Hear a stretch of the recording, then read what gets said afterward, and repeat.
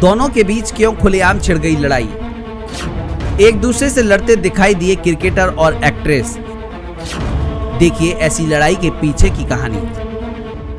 उर्वशी रौतेला और ऋषभ पंत के बीच ऐसा झगड़ा छिड़ा है कि शांत होने का नाम नहीं ले रहा है।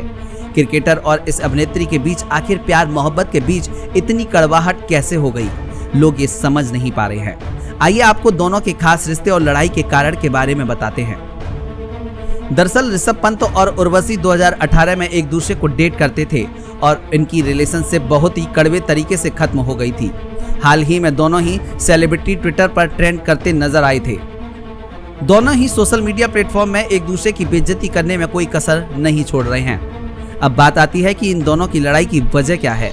हाल ही में एक इंटरव्यू में उर्वशी रौतेला ने कह दिया था कि आरपी एक बार घंटों तक लॉबी में बैठकर मेरा इंतजार करते रहे थे। ऐसा बताया जाता है कि दोनों ही लोग 2018 में एक दूसरे को डेट कर रहे थे। हो सकता है ये तभी की बात हो। उर्वशी से पूछा गया कि आरपी से आपका क्या मतलब है, तो उन्होंने नाम लेने से मना कर दिया।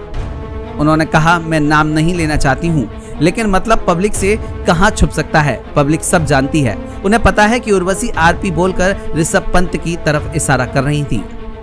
वीडियो देखने के बाद ही ऋषभ पंत आग बबूला हो गए और उन्होंने भी इंस्टाग्राम पर पोस्ट कर दिया, मेरा पीछा छोड़ दो बहन। ये कितना मजाकिया है कि लोग प्रसिद्ध होने के लिए और हेडलाइन में आने के लिए इंटरव्यू तक में झूठ बोल देते हैं।